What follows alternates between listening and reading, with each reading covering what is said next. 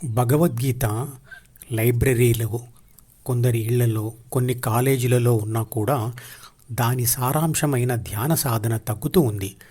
అందుకు కారణాలు భగవద్గీతను చదవకపోవడం, చదివి ధ్యాన పద్ధతి తెలుసుకున్నా సాధన చేయకపోవడం, సాధన మొదలుపెట్టినా పూర్తయ్యేంత వరకు పట్టుదలగా ఉండకపోవడం, అంటే ఫలితం సాధించకపోవడం, సాధించినా ఇతరులకు బోధించకపోవడం వల్ల, మరియు మత మార్పిడిల వల్ల. మన మతం, మన గ్రంథం, మన ధర్మం మనకు స్పష్టంగా శాస్త్రీయంగా అర్థమైతే, దాని ఫలితాన్ని స్పష్టంగా అనుభవిస్తే, దానిని పిల్లలకు నేర్పిస్తే అప్పుడు పిల్లలు దాన్ని మత మార్పిడి నుండి రక్షించుకోవాలనుకుంటారు, రక్షించుకోగలరు కూడా. కనీసం ఈ రోజుల్లో మన సంస్కృతిని, మన ఆధ్యాత్మిక గ్రంథాలను విమర్శిస్తున్న వాళ్ళ ముందు వాదనలో కూడా నిలబడలేకపోతున్నాం. ఎందుకంటే ఆ గ్రంథాలలో ఏముందో మనకు తెలియదు కనుక. మన దేశ సంస్కృతిని, సంస్కారాన్ని నిలుపుకోవాలంటే హిందువులంతా సంఘటితం కావాల్సిన అవసరం ఉంది. ఏ రకంగా సంఘటితం కావాలి? ఉద్యోగాలు, వ్యాపారాలు చేస్తూ ఉన్నా క్రమం తప్పకుండా రోజు కొంత సమయం వెచ్చించి తల్లిదండ్రులు పిల్లలకు చిన్నతనం నుంచే భగవద్గీత లాంటి ముఖ్యమైన గ్రంథాలను వీలైతే శాస్త్రీయత మరియు హేతుబద్ధత జోడించి వివరించాలి. అదే సమయంలో వారు కూడా సాధన చేస్తూ ఉండాలి. ఆసక్తి, సమయం, శక్తి గల వాళ్ళు స్కూళ్ళు, కాలేజీలు, దేవాలయాలు వెళ్ళి వీలైనంత ఎక్కువ మందిని ధ్యాన విద్యావంతులుగా మార్చాలి. అంటే ఆధునిక పద్ధతిలో గీతా సారాంశం గురించి చెప్పాలి. సాంప్రదాయక పద్ధతిలో వివరించిన గీతా సారాంశం విద్యావంతులైన చాలామంది దృష్టిని ఆకర్షించట్లేదు. ఎందుకంటే దానిలో వాళ్ళకి శాస్త్రీయత మరియు హేతుబద్ధత కనిపించడం లేదు కాబట్టి. అందువల్ల మన మతం, మన గ్రంథం, మన ధర్మం కనుమరుగయ్యే పరిస్థితులు దగ్గరలోనే ఉన్నాయి. సమయం వృధా కాకుండా త్వరపడవలసిన అవసరం ఎంతైనా ఉంది. ధర్మో రక్షతి రక్షితః, అంటే ధర్మాన్ని, అంటే ధ్యాన విద్యను ఇంతకుముందు చెప్పిన విధంగా రక్షిస్తే అది మీలో పరివర్తనకు నాంది అయ్యి మిమ్మల్ని, మీ కుటుంబాన్ని, మీ తర్వాత తరం వాళ్ళని కూడా రక్షిస్తుంది. ఏదైనా ఒక పని చేసేందుకు కంప్యూటర్కు సాఫ్ట్వేర్ అవసరం.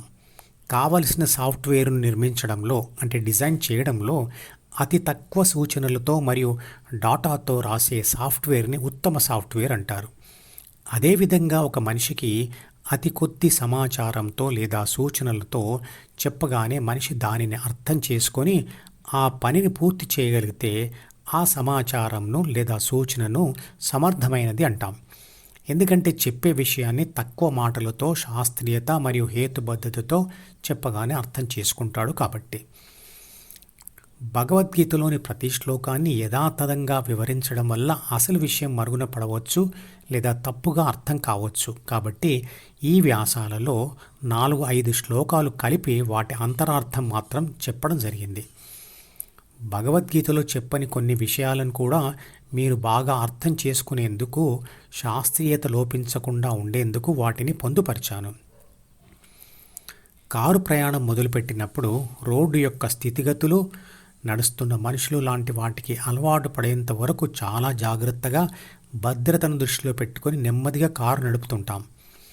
కానీ సమయం గడిచిన కొద్దీ, రోడ్డు పరిస్థితులు అలవాటు పడిన కొద్దీ అనుకోకుండానే వేగం పెంచుతాం.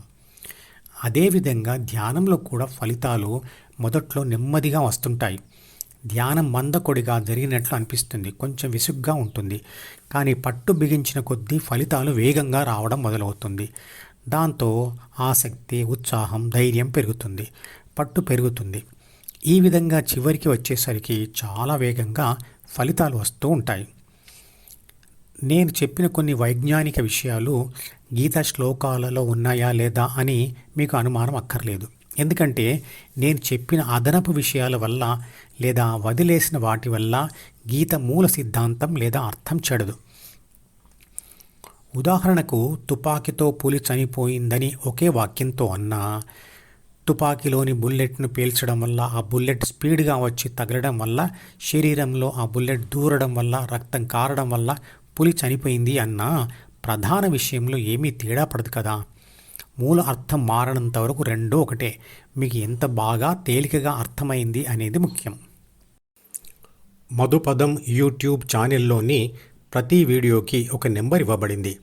1వ నంబర్ వీడియో నుండి మొదలుపెట్టి వరుసగా చివరి వీడియో వరకు చూస్తేనే ఆత్మశాస్త్రం సంపూర్ణంగా అర్థమవుతుంది.